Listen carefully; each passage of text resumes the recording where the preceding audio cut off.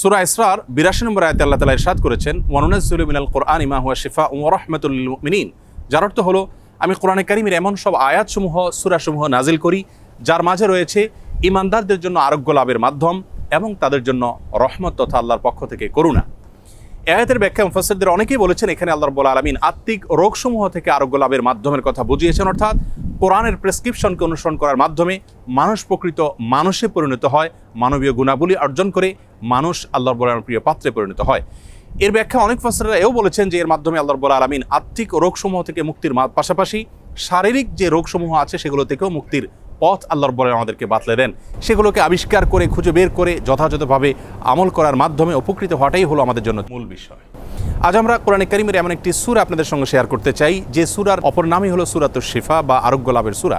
আর সেই সূরা হলো আমাদের সকলেরই অতি পরিচিত সূরাতুল ফাতিহা। সহিহ বুখারীতে আবু সাঈদ খুদরী রাদিয়াল্লাহু আনহু থেকে একটি হাদিস বর্ণিত হয়েছে, যে হাদিসের মাধ্যমে বোঝা যায় যে সাহাবায়ে কেরাম সূরাতুল ফাতিহার মাধ্যমে চিকিৎসা গ্রহণ করেছেন এবং অলৌকিকভাবে, বিস্ময়করভাবে কঠিন এবং দুরারোগ্য সমস্যা থেকে তারা মুক্তি লাভ করেছেন।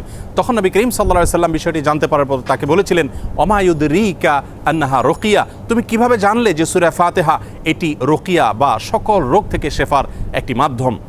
এজন্য এই সূরা সম্পর্কে উলামায়ে কেরাম বলে থাকেন যে সূরা ফাতিহার মাধ্যমে যে কোনো রোগ বালাই থেকে, যে কোনো বিপদ আপদ থেকে, যে কোনো অসুখ বিসুখ থেকে মুক্তি লাভের মাধ্যম হিসাবে আমরা এটিকে ব্যবহার করতে পারি।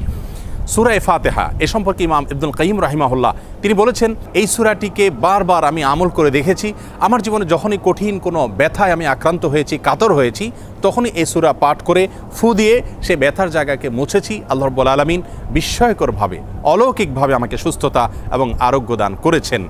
আমি ব্যক্তিগতভাবে আমার কথা বলতে পারি যে আমার বাসায়, পরিবারে আমার বাচ্চাদের যখন কোনো অসুখ বিসুখ হয়েছে, কখনো কোনো সমস্যা দেখা দিয়েছে, তৎক্ষণাৎ আমি সূরা ফাতিহা পাঠ করে তাদেরকে ফু দিয়েছি, তাদের শরীরে মুছেছি এবং সঙ্গে সঙ্গে আল্লাহ রাব্বুল আলামিন বিস্ময়করভাবে আমাকে উপকারিতা দিয়েছেন। আর এরকম ঘটনা আমার জীবনে ২-৪ বার নয়, বরং অগণিতবার ঘটেছে।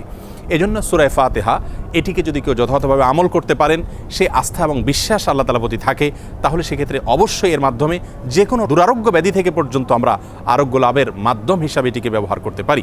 হাদিসে কুদসিতে আল্লাহ রাব্বুল আলামিন বলেছেন, আনা ইনদা যান্নি আবদি বি, বান্দা আমার প্রতি যেমন ধারণা করবে আমি তার প্রতি সেরূপ আচরণ করব।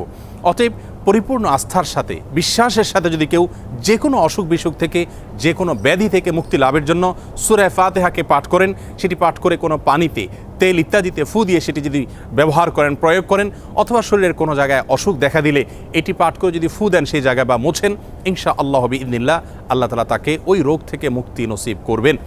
এবং এটি হাজারো লাখো উলামায়ে কেরাম এবং ঈমানদারদের পরীক্ষিত একটি আমল।